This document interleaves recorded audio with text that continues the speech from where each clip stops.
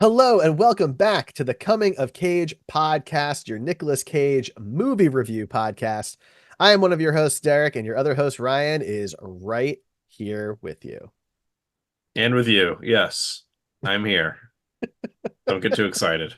I am very excited, Ryan. This is one of the highlights of my week right here. Wow, this particular movie or the podcast? Just the podcast, seeing your face, Mm. having you channeled right into my ears. Yeah, I would say you can come over to my house and visit whenever you want, but considering you're usually at our office in Hawaii, it's kind of Yeah, hard. yep, yeah, You my know, we have office in offices Hawaii. all over the country, but and some internationally. Sure, yeah. hmm hmm Yep. Definitely not in a basement in Kansas. That is That's exactly definitely right. not where I That's am. the least likely place you would be, I would say. So, other than where I'm located, we're also going to be talking about a Nicolas Cage movie today. We do Uh, that sometimes. we do. We try. We don't always succeed. But we we are talking about the 2007 sequel film, National Treasure Book of Secrets, directed by John Turteltaub, who also did the first movie and he did the Disney Plus series. It co-stars Diane Kruger and Justin Bartha, who are both in the first one, as well as Jon Voight. They're joined by Helen Mirren and Ed Harris. Harvey Keitel returns. Bruce Greenwood's involved. Ty Burrell's involved. It's quite the cast. Yep. And it's a sequel to National Treasure. Benjamin Gates, that's Nicolas Cage's character, must follow a clue left in John Wilkes Booth's diary to prove his ancestors' innocence in the assassination of Abraham Lincoln. That's correct. Yeah. That's the And movie. I mean, yeah, just straight out of the gate. I mean, I think if you've listened to our National Treasure episode, I was not that big of a fan of that movie. I could see why a certain cross section of people would like it, and there's a lot of people that like it, but this movie was even worse than that one, I think. Maybe you'd agree, maybe you don't, Derek. But yeah, I mean, that's this movie. Reading the IMDb, the cast on IMDb is probably the best part of the movie. It is a stacked cast. And I mean, the movie made good money. A lot of the movies we Somehow, review on the show are not profitable. I'm This guessing it one, was just because it was riding the wave of the first one. I mean, the cast has something to do with it, right? You have a pretty wide kind of spread demographically of moviegoers here, Yeah, that's true. you know. But yeah, I mean, I like the first film fine enough. I think it's a fine adventure flick. This one definitely is not as good as the first one though. No, and I mean, this one made the first one a little bit better for me because of how bad it was. So, Really? well, yeah, like I think there were some things when I was watching the first one where I maybe I took for granted a little bit that this one was like, oh, we did this in the first one, but we're gonna make it 10 times worse. Oof. Yeah, Did you maybe did you not 10 note any of times, that? Because but I'm curious when those come up. maybe. Okay. I mean, yeah, I think there is some stuff that that I'll talk about in the notes. But yeah, Okay. so if you listen to this podcast, then you know. But if you don't listen to this podcast, you don't know. I usually take notes throughout the movie in kind of the chronological order as they happen in the movie.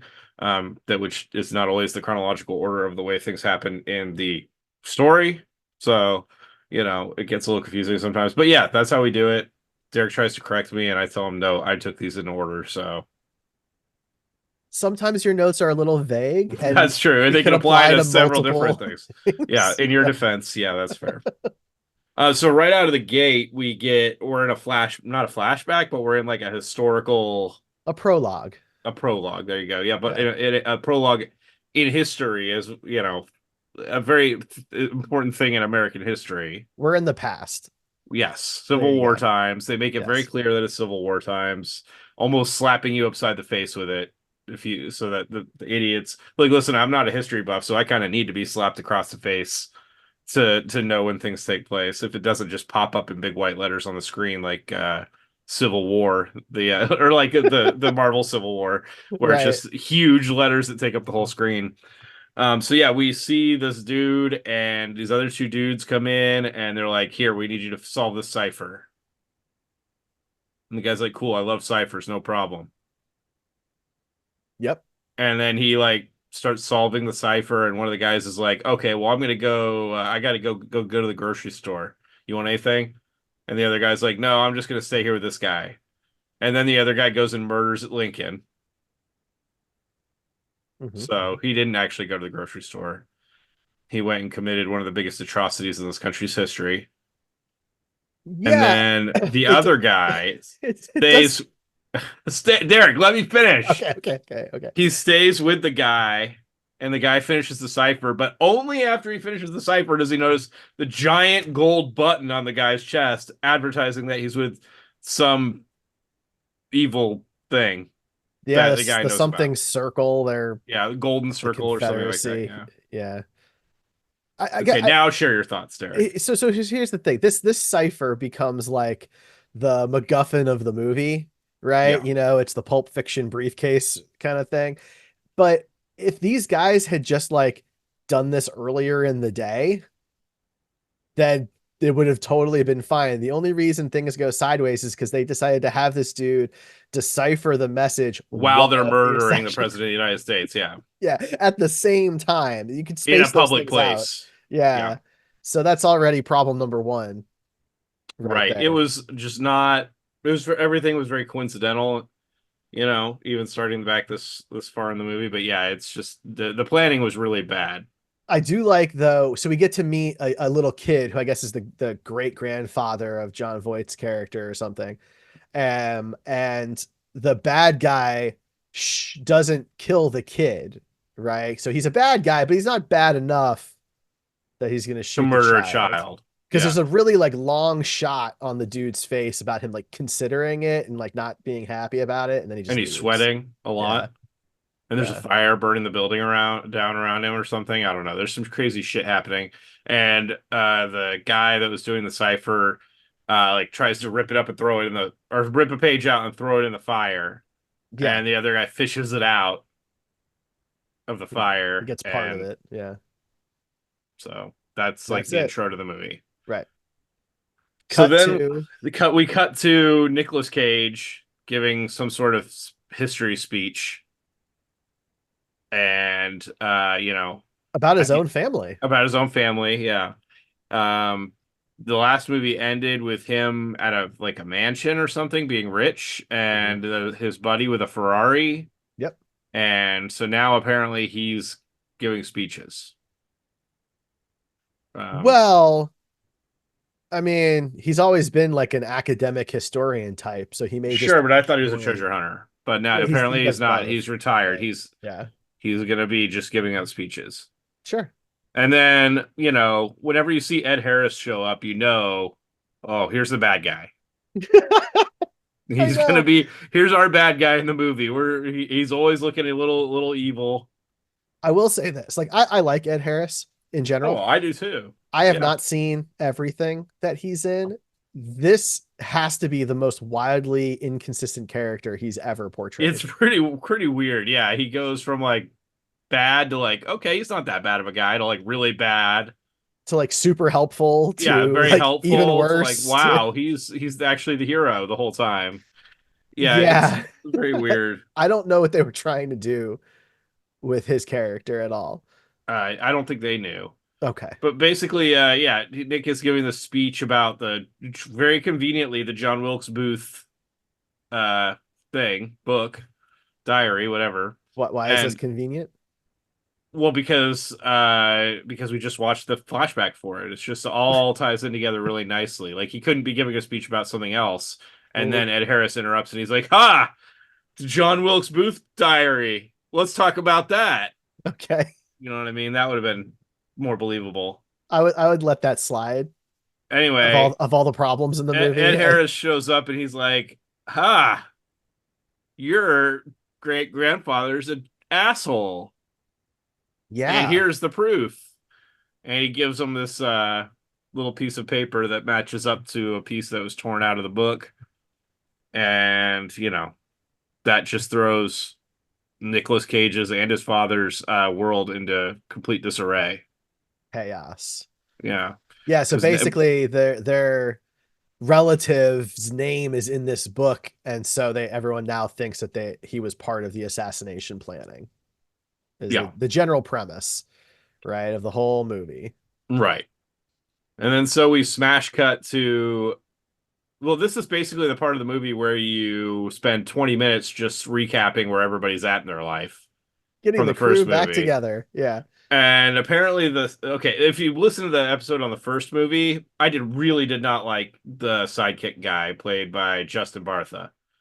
He Good was old Riley. Riley, yeah, he was not my favorite, and he was no better in this movie. I mean, he's just not a likable character, but for I me. felt worse for him in this movie. Yeah, I mean, I feel like that he was the butt of the jokes, but he also Yeah. just whined a lot the whole time, and it was just kind of intolerable. He almost killed everybody later in the movie. Yeah, I mean, yeah.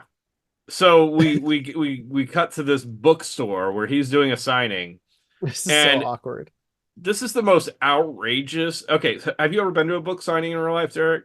I have never been to one, no. Okay. Well, usually when you go to like a book signing, the author is sitting there at the table and they've got some stacks of their books and maybe some boxes behind them. Hmm. Because they're trying to sell their books and get them Sure. signed or whatever. Well, apparently at this book signing, the entire bookstore has just been filled with his book. So many copies. There's literally copies like lining every window. I mean, every end cap of every aisle that you see is his book. He's got stacks of them on his table, all around his table, yet nobody knows who he is, and they think that he is Ben Gates. Yeah, that part's very strange because bookstores like know how to do this at Yeah, this they know point. how to advertise their people. It's not, yeah, this wasn't like the 1970s. This is modern day where they could post on the internet and say, "Hey, we have Riley Poole, the author of this book. He's not Ben Gates." You know what I mean? Like, but still, it's funny because the way that they make you feel bad for him is they get like a semi-attractive woman to walk up to the table and be like, "Oh, this is so cool." Blah blah blah blah blah. Are you Ben Gates? And he's like, "No." And then another semi-attractive woman walks up and she's like, "Is that your red Ferrari outside?" He's like, "Yeah." And she's like, "Well, it's getting towed." I mean, and the red Ferrari was the callback to the end of the first movie, Right. and it's, okay, fine. Okay, now he doesn't have the Ferrari anymore. So that was I think that the whole reason they did that, because if he had the Ferrari the whole movie, things would have been done much quicker. But he doesn't know how to drive the Ferrari. No, but I mean, he isn't driving every time. I mean, throw Ben Gates in there. He knows how to do literally everything in the entire world at That's an true. expert level. So, Yeah, that's fair. um, yeah, I do want to say, just before we get too deep into this, normally when I take notes for a movie, I generally have like 4 pages worth of notes for a normal movie. This one was 2 hours long, a little over 2 hours long, I think, and I have 3 pages of notes for it because just like the things that happen in this movie are not noteworthy in general. So Okay, yeah, so this may be a shorter podcast because of I just don't have that many notes. that's Um, okay. We'll so do what we anyway, can. um, so now we've established the sidekick where he's at. So Right. now we have to establish the romantic lead from the last movie Hmm. and see where she's at. And of course they've broken up because you can't have a movie with uh two romantic leads that are still together and Honestly, I happily in a relationship. You I can't feel have like the that. only reason they're not together is because they needed a way to get them into the White House, Yeah. and so they created Ty Burrell's character. Yeah, they are not together primarily for plot convenience because they instantly get back together, essentially. Yeah, everybody Uh, does. yeah. Anybody who was not together at the beginning of the movie is back together at the end of the movie. Yeah, by the first like the first half hour of this movie, you can already feel everybody's back together. The whole crew is back together. Nothing has changed since the end of the first movie. Well, I more meant Ben's parents. I was referring to them as Oh yeah, well. yeah, I guess that's true. But You know, in terms of like the main characters of the first movie, they're yeah, I just, right back to where they were in the first movie. Essentially, they're all best friends yep. or But I think it's lovers ridiculous that a couple that were married, had a kid, and then haven't spoken to each other in 30 years are magically going to fall back in love with each other after like a day and a half. after a life and death experience. Yeah, yeah, We'll get to that. um, yeah. So Abigail has a new boyfriend. Uh, Ty Burrell, which was Poor he's guy. great. Oh, He's great. I So, love but he him. didn't really Yeah. get to do much in this movie, but he was pretty enjoyable in the short times we got him. Yeah. I'm And a fan. so we get to see. So basically, the way that they introduce her character is they have Riley and Ben Gates break into her house because she has something that he needs. Is Riley the greatest hacker on the planet, by He the is way? literally, I mean, not just hacker, but also just like technology builder, like Yeah. fabricator. He can do anything with technology, yet he's an author, an unemployed author. Unemployed author. Yep. Yeah. I mean, it's incredible, honestly.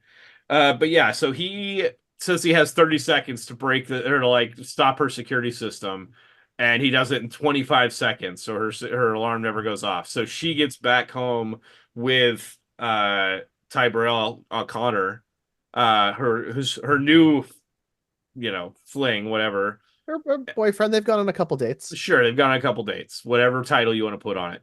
And we get to see Nic Cage getting jealous, which is fine, I guess. Not as entertaining as they wanted it to be, I think. You really didn't like this movie. No, man, it was a movie of it was a hunt. Okay, just to like this, I'll talk about this later, but it was just a lot. The first movie, they actually put some thought into the puzzles and how things were connected, and they really tied it into like a lot of history and things like that. This movie was a movie of plot conveniences and just things that happen to them that progresses the plot, right? There's very little like detective work. He just instantly knows the answer to everything. And that was not as fun for me. That's fair. We'll get into some of the specifics of that later, but yeah, I did not like that everything had an answer that was easily solvable within like 6 seconds. Anyway, yeah, so he says they need to look at this piece of paper from the diary under some, you know, UV, I don't know, thing. Something to Yeah, scan this paper historians for. have been checking these for years, and they've got this new piece. They're checking it, and they're professionals. Their entire job is to catalog and analyze historical documents. But Ben knows what should be done. Right. Just like he knew there was stuff on the back of the Declaration of Independence and people that had looked at it for years had never noticed it. He knows that there's a secret message, as there always is, because that's how National Treasure works. Well, he read the Um, secret code book that I had when I was like 8 years old that told you to use like potato juice to for the write. Game Genie. Oh, Yeah, yeah, that one. Yeah, apparently. But so she runs it under like this radial spectrometer or some science bullshit that I don't yeah. remember, and finds something that it's like from another page that was sitting on it that was another cipher. And It's the opposite page, like in the yeah, book, like the the book ink that was like pressed up or whatever. against the Yeah. page that he has. And so yay, another cipher. So yeah. Then we go to the FBI Yeah, who's in Harvey. who's investigating this John Wilkes Booth page diary for some reason. Like I didn't Yeah, know the FBI just randomly when somebody shows up to a historical discussion with a historical artifact that the FBI would get involved in that. That seems a little weird. the only thing I can think of is that Harvey Keitel's character, Sadusky, just really likes Ben Gates personally, So he's like constantly stalking him and he's just like looking after him. This and is the only thing I can think of. has a whole team just like waiting for the next thing to happen to Ben Gates. I mean, it makes no I sense. mean, he's not being a particularly good FBI agent in this movie. I will say also, and we can also debate this for our Keijo bingo, but in the first movie, Ben Gates did a lot of criminal acts. Yeah. And he also does a lot of criminal acts in this movie, even Uh-huh. though it's all for a good cause in the end. He Yeah. is a criminal. Yeah. So I guess I could see maybe that being why the FBI is like, we're going to watch this guy. But That's not how it's positioned. no, it's not. That isn't at all how it's explained in the movie. We just smash cut to the FBI like talking about the John Wilkes Booth diary as if they're like a historical protection society or something. Well, he did read Riley's book. I guess, yeah, he did read Riley. He was the only one that The read Riley. only one. That's a recurring joke throughout the movie. It's been done a million times in a million different movies. That there's one character that writes a book and nobody reads it, and that this character has sent free copies to all his friends, and none of them read it, and that just makes me sad. Yeah, I mean, I felt if bad you for him. wrote a book, I mean, even if I didn't like it, I would read it I appreciate because, that. well, I would tell you I didn't like it also. So maybe you shouldn't appreciate that. But I mean, I would read it because you at the very least as my friend have earned that from me that you have a creative outlet that I would then want to support. So, and we both done that similar things for each other, not with books. So, I mean, it's just kind of part of our transactions and our relationship. We do that for each other, you Sure, know. yeah. But no, these friends don't do that Well, because I because they're really not think, really friends. yeah, exactly. I think that's the key. Riley is there because Ben can use his abilities, Right. his Just use him. magic abilities. Mhm. But yeah, they don't really. And we've all had friends like that in the past that they've pretended like you're their friend, but only because you can get them somewhere that they want to go. And Yeah, tech it's support sad. really is very, common. I've It's fixed a sad. lot of people's computers over the years. Sure. I mean, there's a lot of bigger things that people could do that kind of thing for. So I'm glad that seems less. I'm sure it didn't feel less for you in the moment, but like in the terms of the greater world, Yeah, it could have been much worse. So I'm glad that's the extent of it for you. And yeah, it's a sad thing. And so I it kind is. of, again, this kind of led to feeling bad for Riley for the whole movie without like actually liking his character. Hmm. I don't know. Weird. Um, I don't really remember this one, but suspicious guy listening to phone combo. Oh, because I think was Ben on the Oh, phone with somebody and his dad or something, and somebody's just like hovering around him. so Abigail, Diane Kruger's character, Abigail, Oh, that's she right. Ed goes out Harris. for a drink with Ed Harris's character, Mitch. It's Yeah. unclear exactly why. I think it has something to do with the page because her group is analyzing this page or whatever. But she gets a call from Ben while she's out at this meeting. And even though they're in like a lively bar or whatever, he hears everything Every that they're talking detail. about, Every detail. all of it. And now to be, like the movie shows him like actively trying to and everything, but Yeah. like he clearly hears it all, um, which is impressive, I guess. But yeah, the Ed Harris character doesn't is a very inconsistent, strange character in this movie. I kind of mentioned that already. And here we just start to kind of like, We don't at this point know if he's a bad guy. He doesn't seem like, other than him being Ed Harris, he hasn't really done anything that would seem to be the bad guy. He's very apologetic for the fact that it's upsetting Ben Gates and his family, finding out this information. But really, he's just providing a piece of history that would shed some light into something that we don't necessarily have a full understanding of, which isn't inherently a bad thing. right. He, yeah, and like I said, he's very apologetic for it. He seems like a genuine guy He's until this just point. his character is just this crazy roller coaster through the whole Yeah. movie. Yeah, at this point you kind of get the feeling that he's not that great of a guy because he is like craning his neck trying to listen to this conversation. Mm-hmm. And so she finds out that Ben has decoded the cipher, I guess, and the cipher leads him to the Statue of Liberty, of which we find Yeah, out there's three of in the world. I didn't know that. But my wife knew that. I didn't know that. I thought there I was just the mean, one. okay. Like, I'm glad she knew that. That's probably a fun party fact to pull out, but like, for me, it was just like, okay, I feel like the movie just wanted to go, hey guys, there's three Statue of Liberties. You didn't know that. I mean, there's a fourth one, I guess, because there's one in Vegas, right? They didn't go to that one. Yeah, but that one was like a reproduction. Um, but they go to the Statue of Liberty in France. I think it France, Yes. Yeah. and they're flying. Our boy Riley is flying a drone around the Statue of Liberty, which I feel like has got to break like some international laws. Well, this is 2007. So that's a very sophisticated drone for And a very high 2007. definition video that it's streaming. Yeah. Extremely high definition for 2007. Yeah, there's no And 5G or 4G in 2007. I mean, this is going to be like a 2G or 1G connection at it's not best. good. It's not Yeah. good. But yeah, this is clearly a landmark. And they only kind of get stopped, but it's just a coincidence that these cops happen to be going Yeah, nobody by. called them. Right. The cops are just like having their breakfast scones or whatever they eat in France, and so they just happen to be walking by. Well, bikes, but yeah.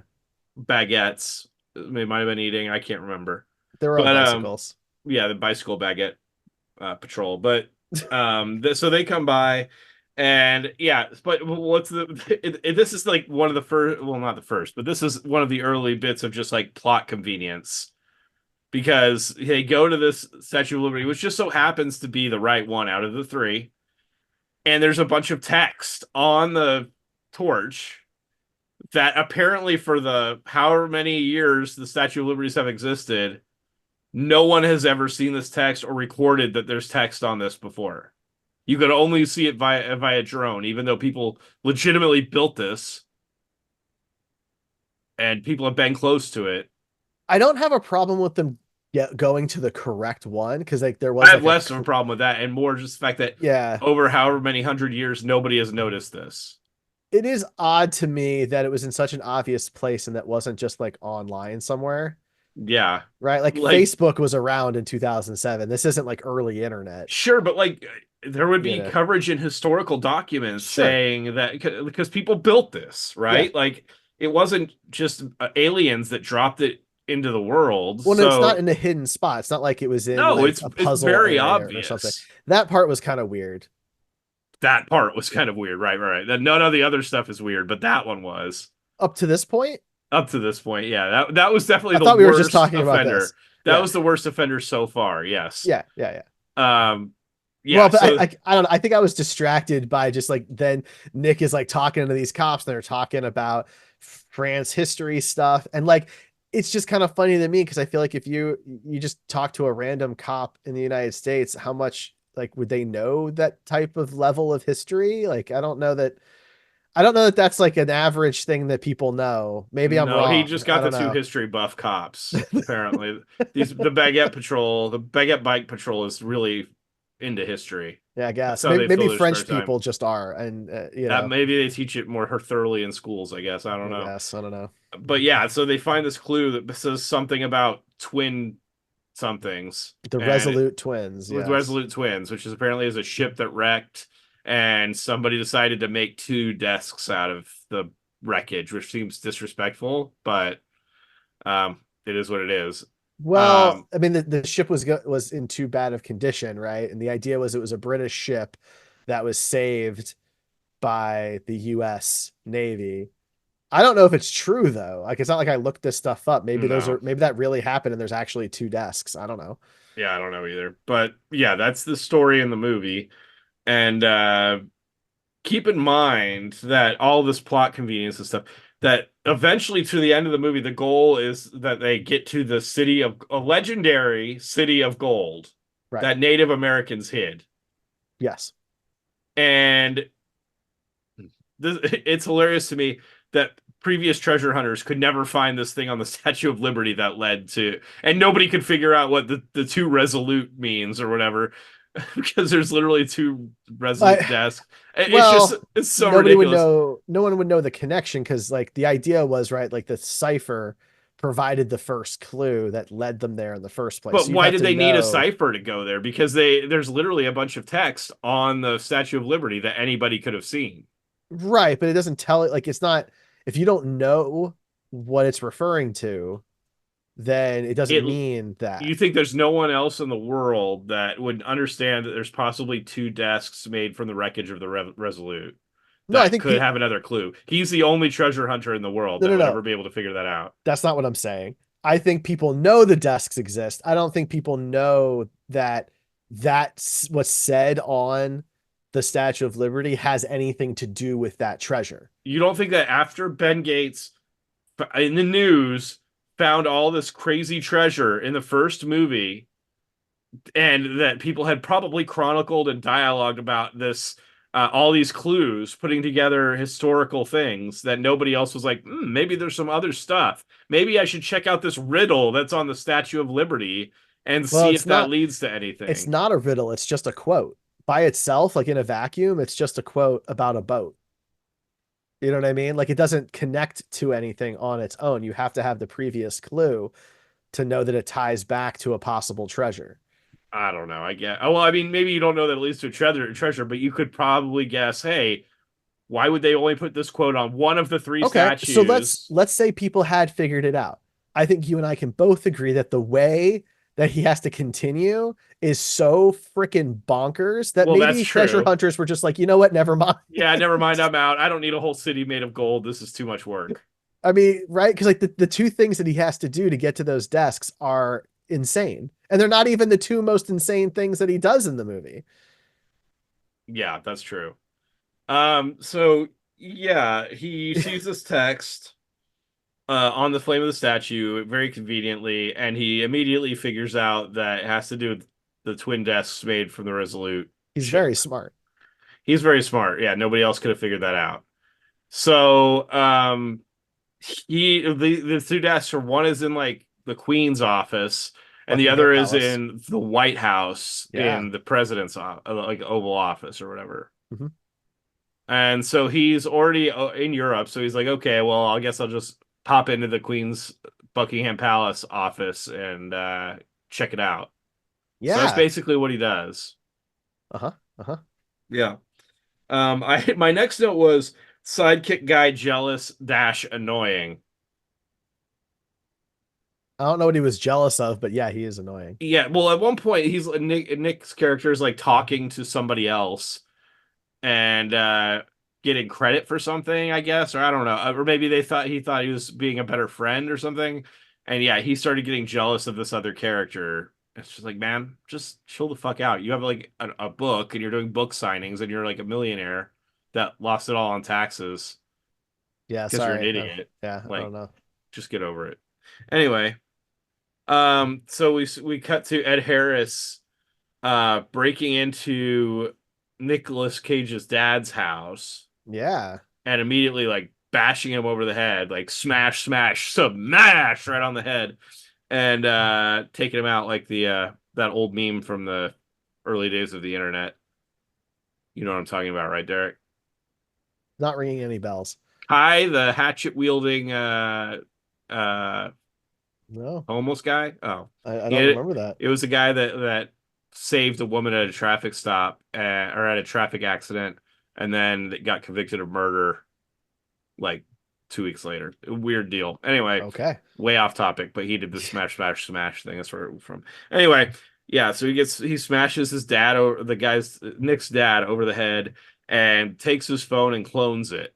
We get some good Motorola Razor product placement. Sure. And oh, Tons of there's a product lot of placement. product placement. Yeah, Mercedes really paid a lot of money for this movie. Mercedes, Apple. Apple, whoever that beer company was that had all the kegs falling off the back of the truck.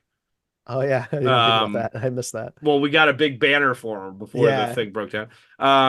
Yeah, so they cloned the phone. So now we have a really convenient way of tracking everything Nick Cage does. Just super convenient. And no matter how smart Nick Cage is, he can't figure out how Ed Harris is showing up in all these places. Yeah. That seems like a pretty sophisticated hacking technique for 2007. I mean, I don't know. Sure, but with somebody that's a treasure hunter that solves, crazy problems before, you would think you would go, man, every time I call my dad, Ed Harris shows up. I think it only What's going happens on? twice. I mean, I feel like it happens more than that, but maybe not. Maybe I'm just like making it up to be something Yeah, bigger in my I head. think because he gets back home with his dad very fast, so I think it really only happens like two times. That's fair. So they need to Nick Cage needs to break into Buckingham Palace and get into the Queen's office. And this was a scene I had seen before. Oh, really? Yeah, when you watch those like Nick Cage freak out montages on YouTube Ah, or whatever, this is probably the best scene in the whole movie. And really the best Nicolas Cage freak out of the movie, definitely the best Nicolas Cage freak out of the movie. And better than any freakouts he had in the first one. mhm. Even though it wasn't really a freak out, it was more just like a planned thing. But basically, he has to, his girlfriend, soon to be again girlfriend, whatever, shows up while he's trying to get to the Queen's desk. And Because he everybody gets from the US to London very instantly, easily, very they have fast. Star Trek teleportation technology. It Money is is no option no, for any of these yeah, they people. have full money. It's no problem. And so, yeah, she shows up and she's like, I'm just here to help. And he starts like yelling at her and making this huge scene. And it's all part of his plan. And Mhm. she figures it out very early on and feeds into it. So he starts kind of acting drunk and belligerent. And he does this really offensive, probably offensive. I mean, I'm not British, but it seems like it could easily be a, Oh yeah. offensive British accent. And like the things he's saying are terrible, not terrible stereotypes. They are stereotypical things. Not really anything that hurts anybody, but just like, you know, saying things like a tourist would say in a really touristy British accent. And so that ends up getting him and Abigail locked up in a storage room. I think it was. It was a So really weird this is one of the big problems that I had with this is so this whole concept is so that way they get detained, right? Somewhere in like Buckingham in the Palace. security area. Yeah, Okay.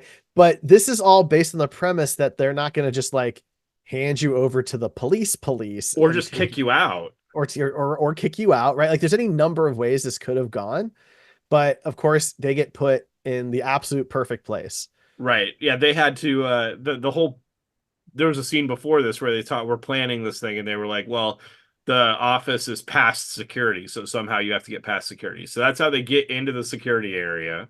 They're Again, detained where there's no guards. a major plot convenience. Now they And have gone out of their way to say that the queen is not there. right. Now, according to somebody on IMDb, they got this wrong. So I guess back in the day when there would be like no flag if the queen wasn't there, but apparently since 1997, so 10 years before this movie, that's not the case anymore. They just change what kind of flag it is. Mm, So I don't know, but she's not supposed to be there. So maybe security is more lax because she's not home.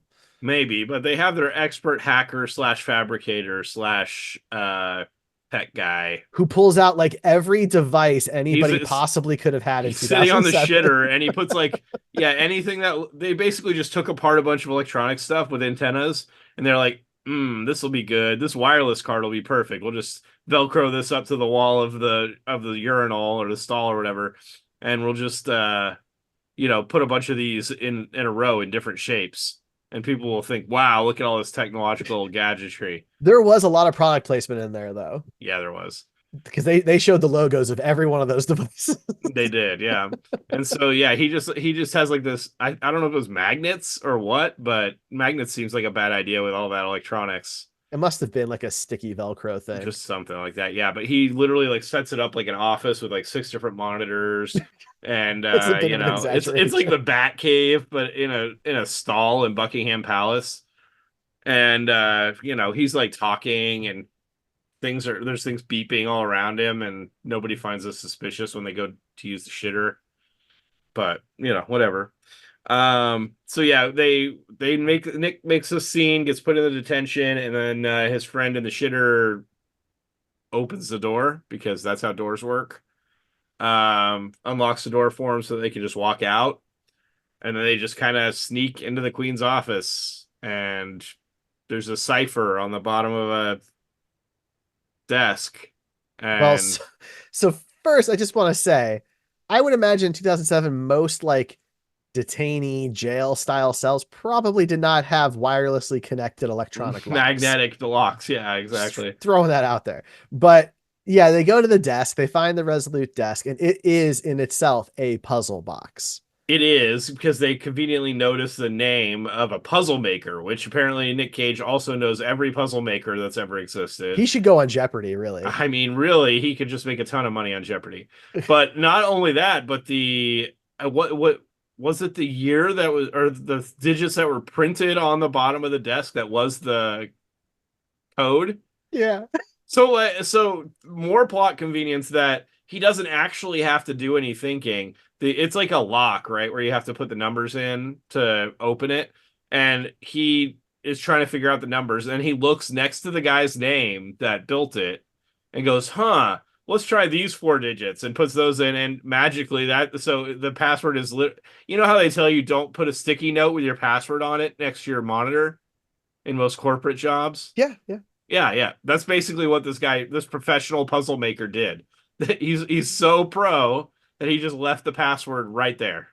It was their second attempt. They got it wrong the Yeah, first time. because they didn't use that password that was blatantly right in front of them. Well, They because they tried it a probably year thought he instead. would never use that, right? Well, You know, apparently they doubt the world's best puzzle maker on they how do. simple he would make a puzzle. So yeah, they Um, find a piece of wood that is apparently extremely old, over yeah, 500 years old, with some type of Native American glyphs or something on it, but it's right. only Some part language, of yeah.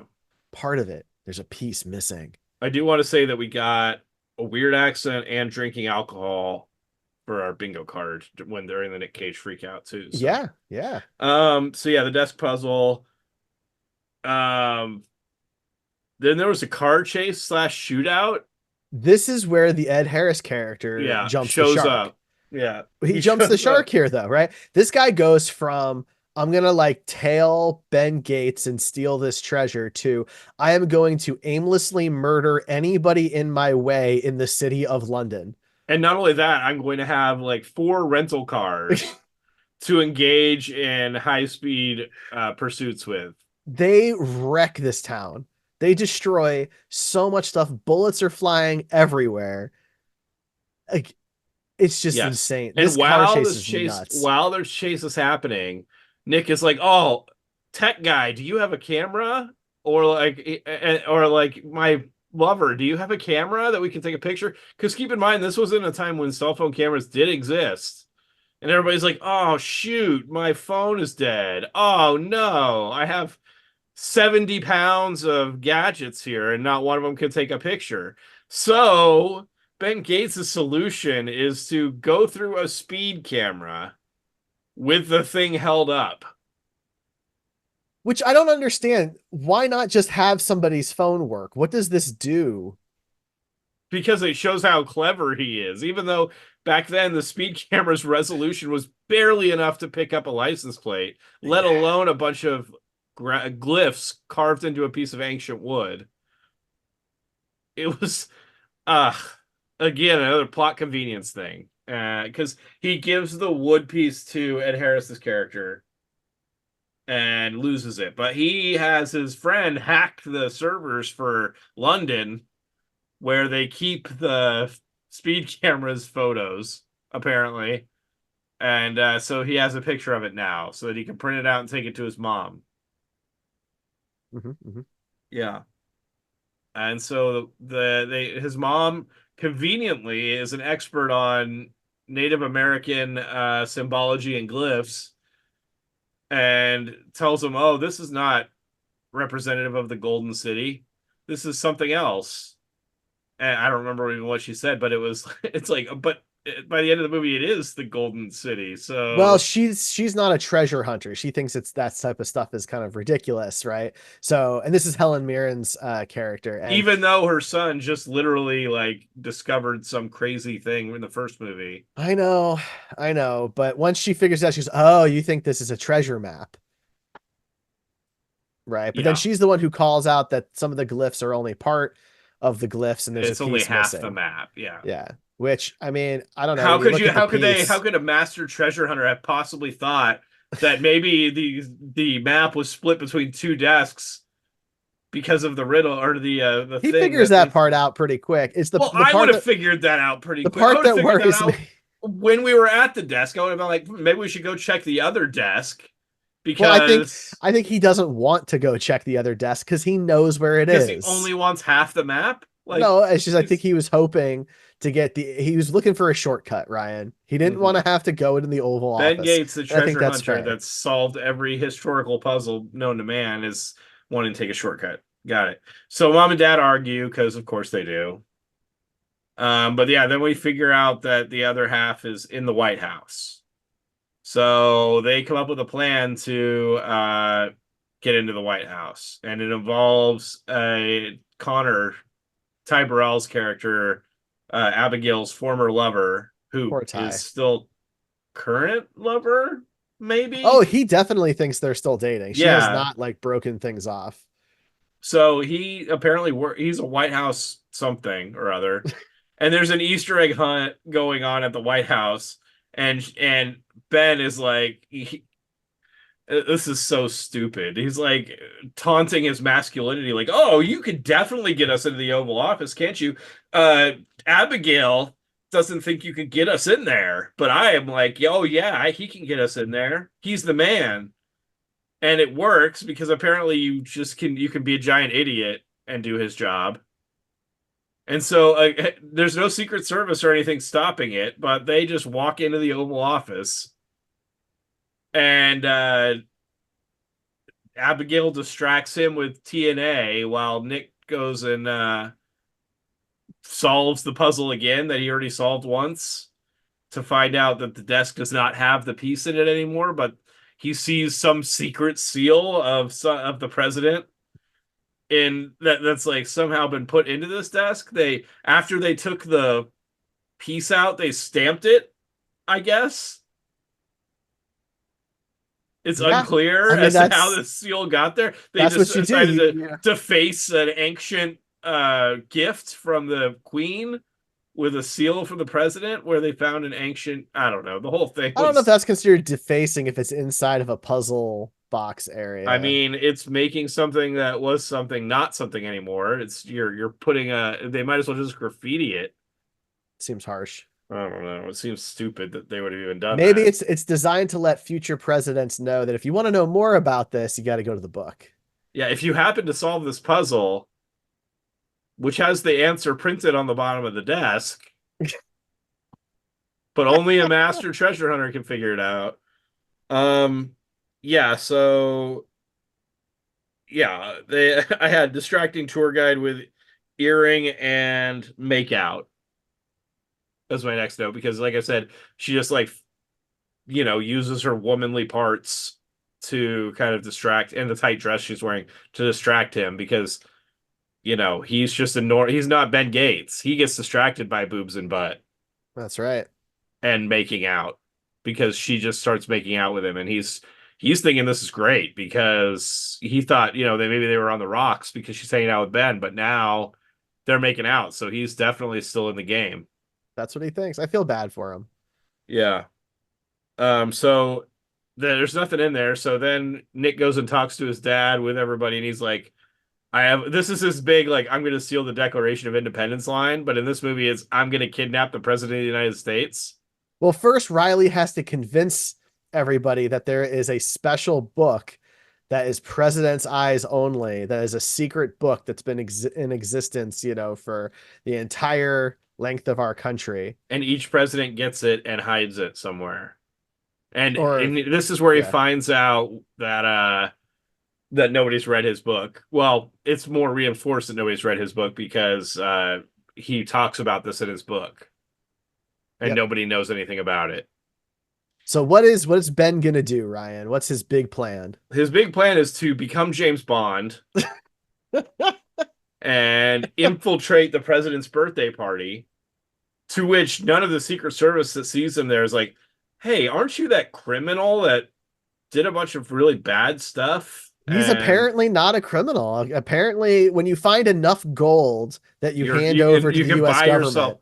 And you're there's a good. thing in this country where if you have enough money, then you can just do whatever you want, Yep.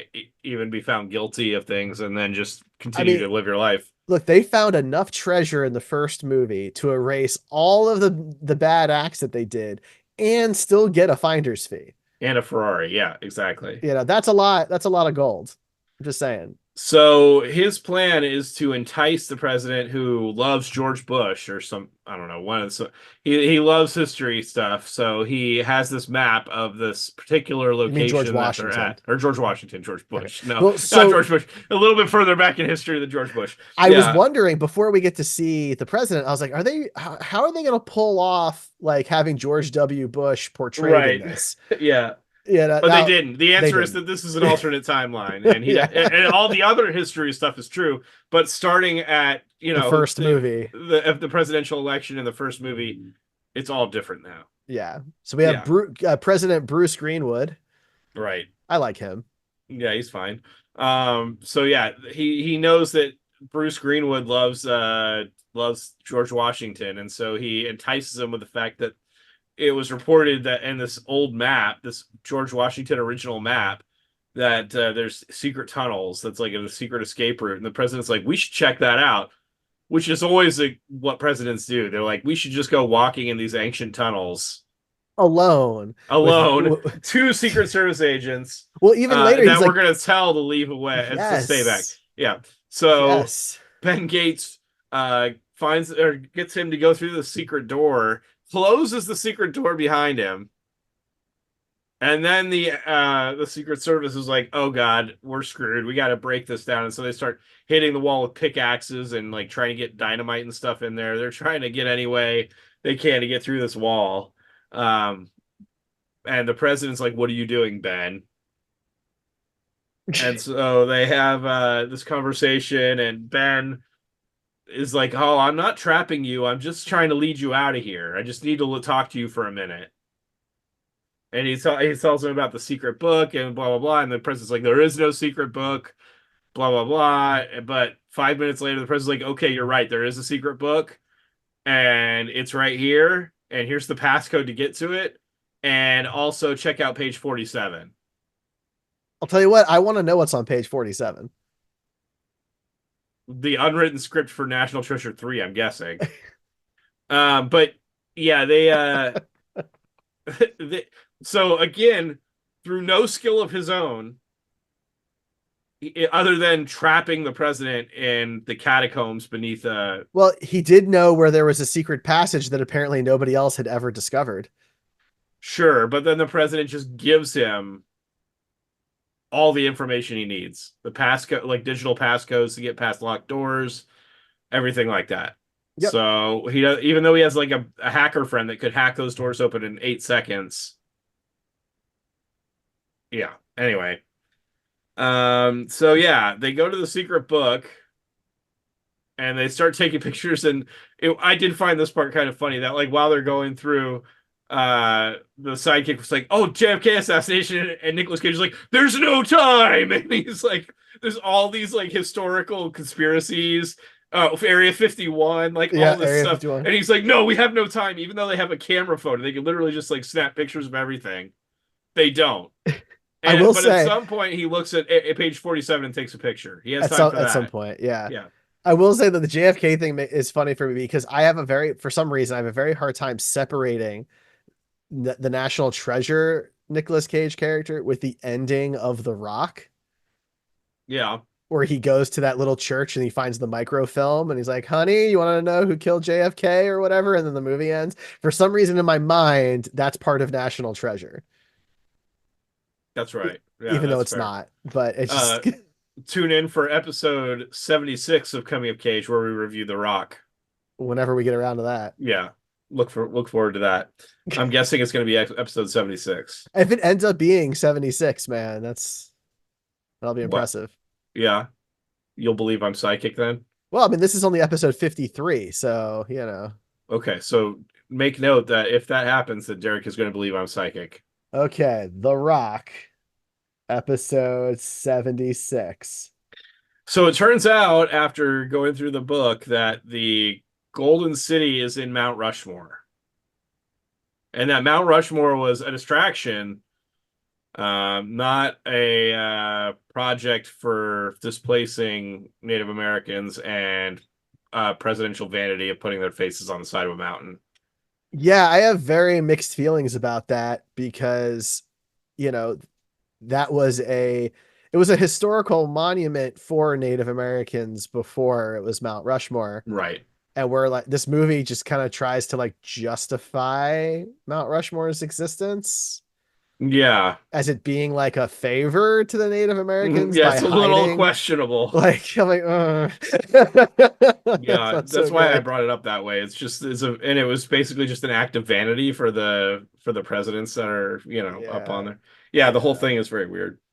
So they go to Mount Rushmore and they go to a lake or something, and then they have to like pour some water on some rocks and try and find a. Well, Ed Harris shows up with all of his buddies. They've got hostages and all this other stuff, right? And for some reason, his mom is a hostage. His mom is a hostage. Yeah, his mom's a hostage. But for some reason, Ed Harris is willing to agree to not only let them all go, essentially, but to leave his weapons behind and take none of his guys with at all. So it's Right. him and five other people, That right, want to get away from him. that want to get away from him.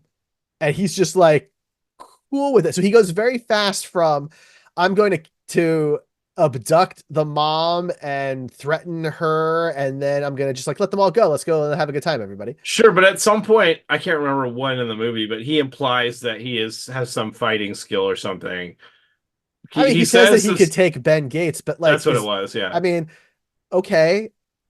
Right, like Ben Is Gates isn't, although I'm sure he's a master of every martial art ever known, he's never actually shown to be a proficient fighter, but I'm sure it would be like the Sherlock Holmes Robert Downey Jr. movie where he just like uses history to predict every like fighting move that this guy's gonna do. Anyway, all uh I saw was like, well, if Ed Harris wanted to get in a fight with Nicolas Cage, who would win? I mean, like maybe 10 years earlier, I'd give it to we Nick, would right? win.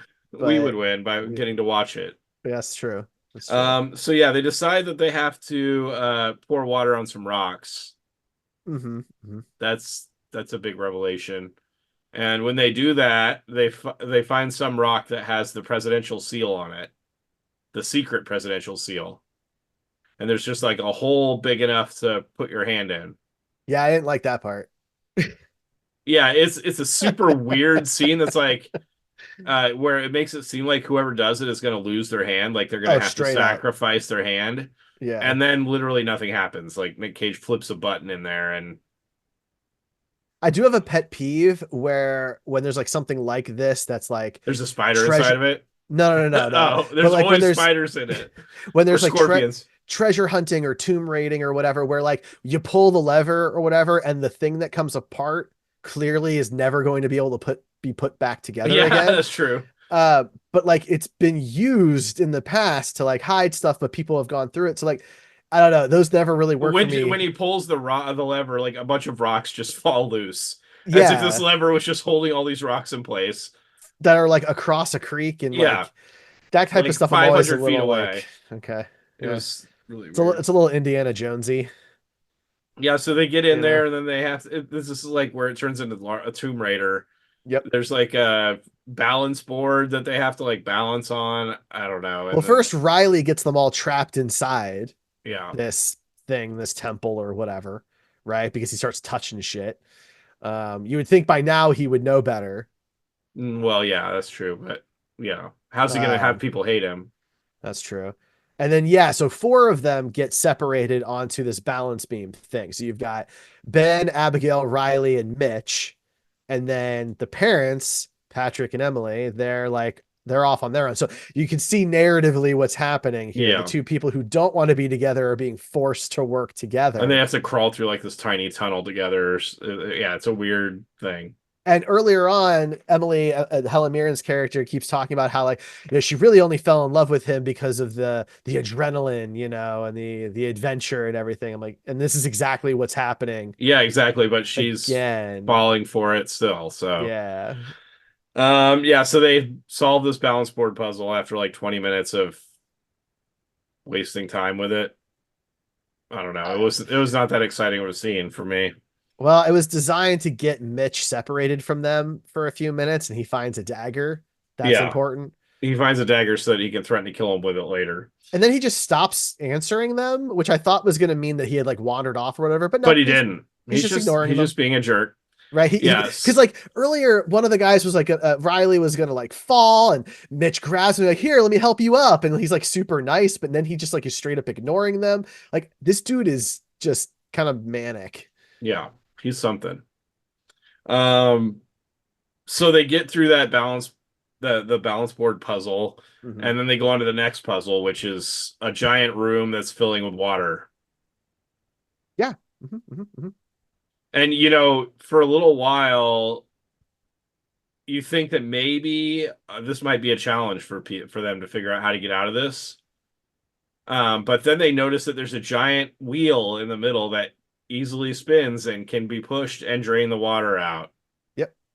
Barely an inconvenience. Barely. Super easy, barely an inconvenience to solve this problem you think is going to be huge. But once again, the power of just plot convenience saves them. I So guess maybe that the was people who great. made the city figured if you've gotten this far, Yeah, you you just get know, this easy come on puzzle. in. Yeah. Yeah, I mean, you already didn't lose your hand when we thought you were going to lose your hand. You survived the balance board, so now we're just going to let you spin this wheel and move on. Mhm. If this was a video game and I got to that level, I would be like, "There's something about to happen." If there's no way this is that easy, but no, it is that easy. Um, it's kind of at this point, it was kind of like obvious that this was going to be a beat for beat, uh, like repeat of the end of the first movie where they keep having like these puzzles and struggles that they have to go through to get finally to the end thing. Mhm. So it was less exciting. Um, they eventually get to the point where they find the Golden City and water starts flooding in, and the only way out is to go through this like water drain Yeah. in the side of Mount Rushmore that nobody was ever like, maybe we should go out and look at what's in there. But only one person can hold this door Well, open. they might have, because if you had crawled up it, you're just going to go to a stone door that you can't open from that side. Sure, but then you would be like, I wonder what this stone door is doing in the middle of Mount Rushmore. So what, you're just going to blow up the door, I guess? I mean, It, I would think somebody would probably at some point try and get past that, yeah. I mean, maybe it was filled with water behind it. Maybe But you could then why hear the wouldn't somebody have water. gone on the internet and go, hey guys, there's this giant stone door inside of Mount Rushmore that seems like it probably leads to something important, but I can't get it open. And then you like have the government come and explore it or something. Maybe, well, the government knows because they covered it all up back in the day. So maybe I it's guess. like some like covert Samuel L. Jackson organization saw those posts and like took those people out. Maybe. But anyway, the whole family and also Ed Harris, they're all getting ready to drown, but they find this thing that can open a gate to get out, the stone door we were just talking about, to get out of Mount Rushmore. And so they open it, and like the mom and the dad get out, but then everybody else is trapped in there. And it's like, oh, we're gonna have to leave somebody behind.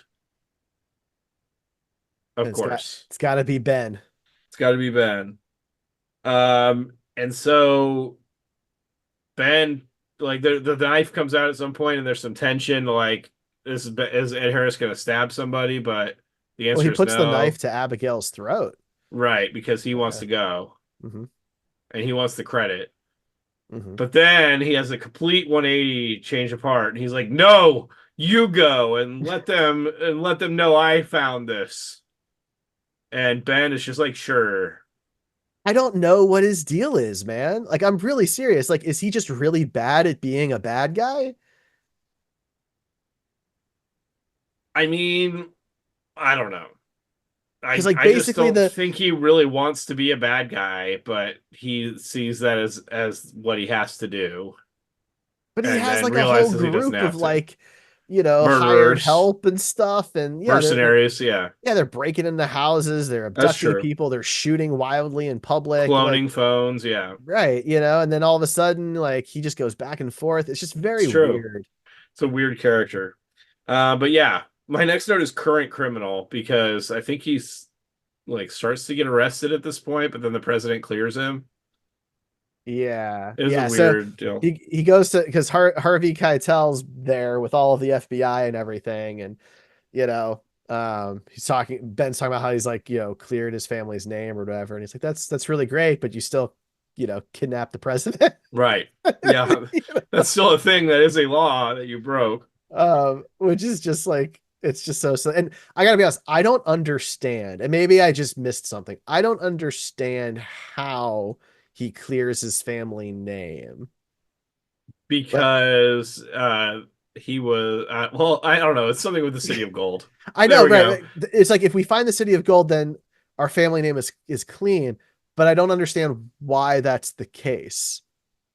It's It's unclear. still his family name in a Confederate book that has ties to the Confederacy and the assassination of Abraham Lincoln. There's still no proof that he wasn't involved. I mean, So that's true. So I Yeah, don't know. So, but that's the main plot of the movie, and it doesn't make sense. unclear. Okay. Moving on. All right. So then we get like a montage of them excavating the city of gold and like, or I maybe not excavating, but like logging. And even though the government has already known about this, Well, they now that forgot. They forgot they all forgot, about it. yeah. Yeah. But now they know again. So now they get to catalog all this stuff. And there's like this one piece that was a sacrificial table that has a bunch of runes on it that she said will develop their language knowledge from the ancient Native Americans and things like that. So, yay, everybody's happy. And the president's like, this guy didn't commit a felony. He was helping me when we got lost in the catacombs. And as we know, presidents can pardon anybody they want for anything. So, But he doesn't even have to perfect. go that far. He's just like, don't No. worry about it. It's fine. So at this point, you think that there's going to be like some resolution for some of the things in the movie, but no, there's no resolution for anything. Uh, the page 47 thing, nope, there's nothing. Although the president does go, "Did you look at page 47?" And he's like, "Yeah, there's definitely something I think I could do for you with that." And then that's it. He's going to talk to him about the Avengers Initiative. Yeah. And then we get the repeat of the Ferrari ending from the first one. But this time it's tax free. Tax free, yeah. Yeah. So now he has a Ferrari he doesn't have to pay taxes on, but still no money because he's broke. But that woman recognizes him at the end There of the is a movie. woman that recognizes him at the end. So congratulations, you get laid, and that's your reward. And we never find out how Ty Burrell takes the news of Abigail breaking up with him. After a severe makeout session,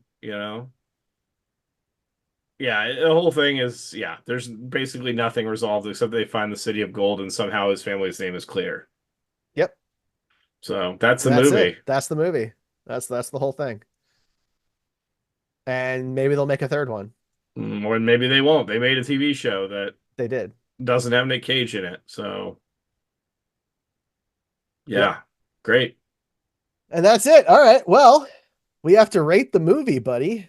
Yeah, we do. So, for those who are just joining us, this is a weird episode to start with, but hey, welcome. We rate all of our movies on two different scales: overall quality and overall caginess. 0 low, 20 high. Um, let's kick things off What did I here. rate the first one? What did you rate the first one? So we did the first one back on episode 30, and we were pretty much in line. We both gave it a 12 on quality, and we gave it you gave it a 3 and I gave it a 4 on caginess. Yeah, I think this one's So definitely higher on caginess and lower on quality. I agree. I agree. I'm not sure how high to take the caginess. I keep going back and forth on it. The Buckingham Palace scene is huge. Then there's the when he pretends to lose his hand Right. is a pretty cagey Oh yeah, moment as that well. one was a really cagey moment. Yeah. So it does have some big moments kind of spread throughout the movie. From a quality perspective, I was just thinking like a 10. Yeah, I was thinking a 9. Okay. So a 9 for Ryan and a 10 for me. So it's a 9.5 on quality. Caginess is harder. I'm really not sure where to put it on caginess. I was thinking maybe maybe a 12. Yeah, I was at a 10, so I think we're pretty close. At an 11, I think that's pretty much gonna be right on the money. Okay. So a 9.5 on quality and an 11 on caginess. So that's where we end up there. Very good. And then we have to figure out which Nicolas Cage movie is joining the Wheel o' Cage and replacing National Treasure. And Ryan will be happy to hear that it's Jujitsu. Yes. I'm sure So, it's gonna be horrible, but I've wanted to see it for some reason. so that joins the wheel. To find out which Nicolas Cage movie we're going to talk about next time on the show, you'll have to watch the Wheel o' Cage to find out which movie won the spin. Ryan, anything else on National Treasure Book of Secrets? Yeah, I hope they don't make a third one. But it could be better than this one. It could be worse than this one because that's the trend right now. Oh, that's funny. All right. Well, you can find us at comingofcage.com, at comingofcage, We're on your podcast app of choice. You can subscribe to the Derrico Studios YouTube channel and see us as we talk about the show. Whatever works for you. We are out there. Thank you for listening or watching. I'm Derek. That's Ryan. See you next time.